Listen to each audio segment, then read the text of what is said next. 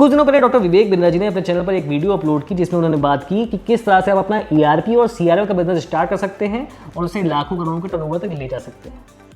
Video बहुत अच्छी थी, उसमें बहुत अच्छी इन्फॉर्मेशन उन्होंने शेयर की, लेकिन उस वीडियो में कुछ ऐसे मिसिंग पॉइंट्स हैं जो कि हर उस आदमी को पता होना चाहिए जो इस तरह का बिजनेस स्टार्ट करना चाहता है।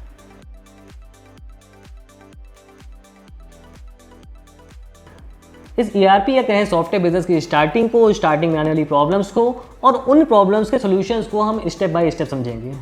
तो पहली बात तो ये क्लियर कर दें कि यहाँ पर हम किसी फैंसी स्टार्टअप की तरह बात नहीं करने वाले हैं जो कि ERP का बिजनेस कर रहे हैं। यहाँ पर हम उस स्टूडेंट के पॉइंट ऑफ व्यू से बात करेंगे जो कि अभी अपनी पढ़ाई करके निकला है और उसका कहीं ना कहीं सपना है, कहीं ना कहीं ड्रीम है कि वो अपनी एक सॉफ्टवेयर कंपनी खोल ले। तो मान लीजिए कि आप अभी ताज़ा बीटेक करके निकले हैं और आपका सोचना ये है कि आप कुछ सालों तक जॉब करेंगे और उसके बाद अपनी एक सॉफ्टवेयर कंपनी खोलेंगे। आपने 3 साल तक जॉब की और उसके बाद जॉब छोड़कर अपने बिजनेस पे फोकस कर लिया कि अब मैं एक सॉफ्टवेयर कंपनी रन करना चाहता हूँ। क्योंकि आप 3 साल तक जॉब कर चुके हैं तो आपके पास एक अच्छा कॉन्फिडेंस है, थोड़ा बहुत फंड भी बैंक में इकट्ठा हो गया है और आपके पास ये 3 मेन चीज़ें हैं। पहली, आप मार्केट के रिक्वायरमेंट को जानते हैं, क्योंकि आप 3 साल तक किसी सॉफ्टवेयर कंपनी में जॉब कर चुके हैं तो यहाँ पर इस पीरियड में आपने कुछ क्लाइंट से इंटरेक्शन किया है, कुछ लोगों से मिल चुके हैं आप, तो आप उनके पेन पॉइंट्स को जान चुके हैं और आप जानते हैं कि ये मार्केट की एग्जैक्ट रिक्वायरमेंट है। दूसरी बात, उस रिक्वायरमेंट को कैसे फुलफिल करना है ये भी आप समझ चुके हैं। आप जिस कंपनी में जॉब कर रहे थे अभी तक, वहाँ का प्रोडक्ट अलग था, लेकिन अब आप जानते हैं कि आपके क्लाइंट्स का पेन पॉइंट क्या होने वाला है, क्या पेन पॉइंट है, तो आप उनके अकॉर्डिंग प्रोडक्ट बना सकते हैं। मतलब आपको एग्जैक्टली ये पता है कि आपकी जो मार्केट है उसकी प्रॉब्लम का सोल्यूशन क्या है। और तीसरी और सबसे बड़ी बात, आप कोडिंग करना चाहते हैं। आपने सॉफ्टवेयर इंजीनियरिंग की हुई है कंप्यूटर साइंस से और आपने 3 साल जॉब भी की है, तो अब आपके पास एजुकेशनल बैकग्राउंड भी है प्लस एक्सपीरियंस भी है कोड करने का कि प्रोडक्ट बनना कैसे है।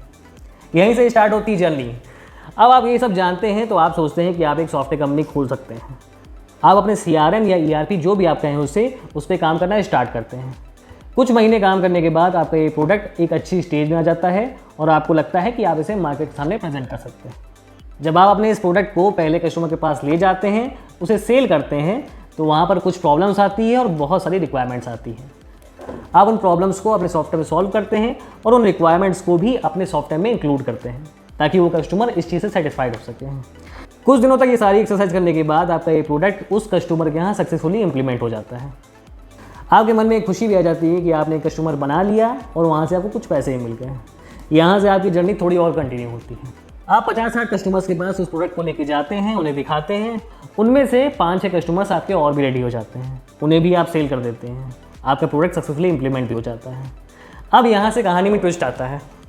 जब इस तरह से आप 7-8 जगह पर अपना सॉफ्टवेयर इंप्लीमेंट कर चुके होते हैं तो आपके पास काम का एक और स्टेप बढ़ जाता है, वो है कस्टमर सपोर्ट का, जिसे स्टार्टिंग में कोई गिनता नहीं है। सीन ये बनता है कि आपका मेजर टाइम आपके एग्जिस्टिंग कस्टमर्स के सपोर्ट में जाने लगता है। यहाँ पर आप अपने प्रोडक्ट डेवलपमेंट में स्लो हो जाते हैं, मतलब नए फीचर्स जो आपको अपने प्रोडक्ट में इंप्लीमेंट करने थे वो आप नहीं कर पा रहे हैं। एडिशनली आप मार्केट में बहुत ज़्यादा शॉर्ट हो जाते हैं, मार्केट में बहुत ज़्यादा टाइम नहीं दे पाते हैं और ये कहानी वैसे बढ़ती जाती है जैसे जैसे आप नए कस्टमर ऐड करते जाते हैं। आपके 8 से 16 कस्टमर हो जाते हैं तो यहाँ पर कस्टमर सपोर्ट का टाइम और भी बढ़ जाता है, मार्केटिंग का टाइम और भी छोटा हो जाता है और प्रोडक्ट डेवलपमेंट का टाइम भी और छोटा हो जाता है। रिजल्ट ये होता है कि कहीं ना कहीं अंदर से आप फ्रस्ट्रेट होने लगते हैं। आप भले ही अपना बिजनेस रन कर रहे हैं लेकिन आपको यहाँ पर कोई ग्रोथ नहीं दिखाई दे रही है, क्योंकि कहीं ना कहीं आप एक लूप में फंस चुके हैं। आप भले ही अपना बिजनेस रन कर रहे हैं लेकिन यहाँ पर आपको कोई ग्रोथ नहीं दिखाई दे रही है और इस पूरे सेगमेंट का एंड रिजल्ट ये आता है कि या तो आप इस बिज़नेस को हमेशा के लिए क्विट कर लेते हैं और कहीं जाके जॉब कर लेते हैं, या फिर आप इस बिज़नेस को एज इट इज़ अपना लेते हैं और ज़्यादा ग्रोथ की उम्मीद ना करते हुए ज़िंदगी भर इस तरह से करते रहते हैं। अब ये तो हो गई सारी प्रॉब्लम्स, लेकिन इन प्रॉब्लम्स का सोल्यूशन भी है, क्योंकि अगर आप एक सॉफ्टवेयर बिजनेस स्टार्ट करना चाहते हैं तो इन प्रॉब्लम्स को आपको सॉल्व करना ही होगा। तो पहला सोल्यूशन क्या है? हमने पहले बात की कि हमें मार्केटिंग करनी होती है, हमें प्रोडक्ट डेवलप भी करना होता है, उसके बाद कस्टमर सपोर्ट का भी काम आ जाता है। तो यहाँ पर ये समझने वाली बात है कि ये काम हम अकेले नहीं कर सकते हैं, या फिर अकेले कर सकते हैं तो बहुत एक शॉर्ट टाइम के लिए। यहाँ पर आपको कुछ ऐसे लोग जोड़ने पड़ेंगे जो आपके साथ काम कर सकें। वो एज अ पार्टनर भी हो सकते हैं, आपके टीम मेंबर भी हो सकते हैं। अगर आपके पास इन्वेस्टमेंट की प्रॉब्लम नहीं है, आप कुछ पैसा इन्वेस्ट कर सकते हैं, सैलरीज पे कर सकते हैं, तो आप एम्प्लॉयज़ भी हायर कर सकते हैं जो कि आपके लिए सपोर्ट का काम करेंगे, एडिशनली मार्केटिंग का भी काम करेंगे। आप एक छोटी सी ही टीम बनाइए, कम लोगों को हायर करिए, लेकिन आपके पास स्टार्टिंग से ही एक टीम होनी चाहिए इस सॉफ्टवेयर बिजनेस को करने के लिए। या फिर अगर आप टीम हायर नहीं कर सकते हैं तो आपको को फाउंडर्स बनाने पड़ेंगे। अगर आप पूरा प्रॉफिट शेयर अपने पास रखना चाहते हैं, पूरा पैसा खुद ही कमाना चाहते हैं, तो आप इस बिज़नेस को ग्रो नहीं कर पाएंगे। इसलिए ये बहुत ज़रूरी है कि आपको कुछ पार्टनर्स बनाने पड़ेंगे, और ये टीम जितनी बड़ी होगी उतना ही अच्छा होगा आपके लिए। क्योंकि इस तरह के बिजनेस में कोई प्रोडक्ट बेचना नहीं होता है, ये पूरी तरह से ह्यूमन रिसोर्स का बिजनेस है। जितने ज़्यादा ह्यूमंस आपके पास होंगे, जितना ज़्यादा मैन पावर आपके पास होगा, उतने ही कस्टमर को आप सर्व कर पाएंगे और उतना ही ज़्यादा पैसा कमा पाएंगे उनसे। तो पैसे का लालच ना करते हुए अपनी इनिशियल टीम जरूर बनाइए। बिजनेस के स्टार्टिंग पॉइंट से कोशिश करिए कि आपके पास एक टीम हो। सेकेंड पॉइंट, कोई भी कस्टमाइज ऑर्डर इनिशियल स्टेज में मत उठाइए। बहुत सारे लोग जो नया बिजनेस स्टार्ट करते हैं ERPs का, वो गलती क्या करते हैं, किसी न किसी पार्टी का कस्टम सॉफ्टवेयर उठा लेते हैं। कस्टमाइज सॉफ्टवेयर का मतलब ये है कि आप उस पार्टी के अकॉर्डिंग सारे चेंजेस करेंगे, सारे काम उस पार्टी के अकॉर्डिंग करेंगे, उस कस्टमर के अकॉर्डिंग करेंगे। यहाँ पर प्रॉब्लम ये आती है कि जो आपने प्रोडक्ट बनाया है वो साइड हो जाता है। अब वो जो कस्टमर बोलेगा उसी के अकॉर्डिंग आप काम करते जाएंगे, और ये एक एंडलेस प्रोसेस होता है।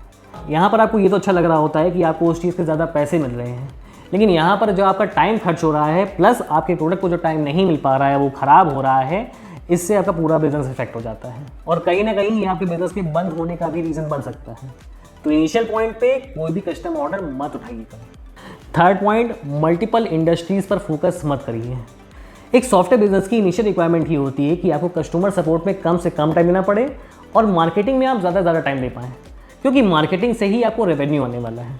उस रेवेन्यू से आप टीम को बड़ा करने वाले हैं, और जब टीम बड़ी होगी तो आपके पास कस्टमर सपोर्ट और मार्केटिंग में आप सेगमेंटेशन कर सकते हैं कि ये एम्प्लॉय आपके लिए कस्टमर सपोर्ट का काम करेंगे और ये वाले एम्प्लॉयज़ मार्केटिंग काम करेंगे। लेकिन जैसे ही आप मल्टीपल इंडस्ट्रीज़ में काम करने लगते हैं तो वहाँ पर प्रॉब्लम ये आती है कि आपको हर इंडस्ट्री के अकॉर्डिंग चेंजेस करने पड़ते हैं, क्योंकि कस्टमर के अकॉर्डिंग आप भले ही चेंज ना करें, आप कस्टमाइज सॉफ्टवेयर ना उठाएं, लेकिन एक इंडस्ट्री के अकॉर्डिंग आपको चेंज करने होते हैं, जैसे कि वो इंडस्ट्री सेटिस्फाइड हो गए। इसलिए आपको इनिशियल पॉइंट पे केवल एक इंडस्ट्री पे काम करना चाहिए, जिससे आप उस इंडस्ट्री को पूरी तरह समझ पाएँ, वहाँ की वर्किंग को पूरी तरह समझ पाएँ, और वहाँ पर अपना प्रोडक्ट कैसे इंप्लीमेंट करना है, इस पूरे पैटर्न को अच्छी तरह समझ पाएँ। जैसे जैसे टाइम बीतता जाएगा वैसे वैसे आप उस इंडस्ट्री के एक्सपर्ट होते जाएंगे, प्लस आपका प्रोडक्ट भी उस इंडस्ट्री का एक्सपर्ट हो जाएगा, और वहाँ का बड़ा प्लेयर भी बन सकता है। और चौथा और सबसे लास्ट पॉइंट, अगर आपको लगता है कि कस्टमर बहुत ज़्यादा ओवर डिमांडिंग है या फिर बहुत ज़्यादा चेंजेस रिक्वायरमेंट है उसके लिए, और आपने कुछ पैसे ले लिए हैं उससे, तो उस पैसे को वापस करके उस कस्टमर को ऑर्डर कैंसिल कर दीजिए। ये बात बहुत ज़्यादा सुनने में अच्छी नहीं लग रही है, लेकिन ये बात आपकी लॉन्ग टर्म प्रोफेशन के लिए बहुत ज़्यादा ज़रूरी है। आप एक कंपनी स्टार्ट कर रहे हैं, एक बिज़नेस स्टार्ट कर रहे हैं, यहाँ पर आपको अगर स्टार्टिंग में ऐसा कस्टमर मिल गया जो बहुत ज़्यादा डिमांडिंग है, अगर आप उसमें फंस गए तो आप आगे नहीं बढ़ पाएंगे। आपको ज़रूरत है टाइम की, और आपको ऐसे कस्टमर चाहिए जो बहुत ज़्यादा डिमांडिंग ना हो, या फिर आपकी बात से वो कन्विंस हो जाए। अगर कस्टमर आपकी बात से कन्विंस नहीं हो रहा है, अपनी डिमांड्स पे वो अड़ा हुआ है, तो सही समय पर उस कस्टमर का एडवांस मनी वापस कर दीजिए, उस ऑर्डर को कैंसिल कर दीजिए। सही समय पर सॉरी बोल देना अच्छा है, क्योंकि अगर ज़्यादा समय होने के बाद ये प्रॉब्लम्स आती हैं तो आपके लिए, आपके बिजनेस के लिए ये बहुत बड़ी प्रॉब्लम बन सकती है। ये थी ERP सॉफ्टवेयर बिजनेस की कुछ प्रॉब्लम्स और उनके टू द पॉइंट सोल्यूशन। यहाँ पर मैंने जो भी बातें की हैं अपने पूरे एक्सपीरियंस से की हैं, क्योंकि मैं सारी प्रॉब्लम्स फेस कर चुका हूँ, इसलिए मुझे लगता है कि मैं सारी बातें करने के लिए एलिजिबल हूँ। अगर कोई प्रॉब्लम हो, कोई और सवाल हो तो कमेंट सेक्शन में पूछ लीजिएगा, और अगर मन हो तो चैनल सब्सक्राइब कर लीजिएगा। अभी के लिए गुड बाय।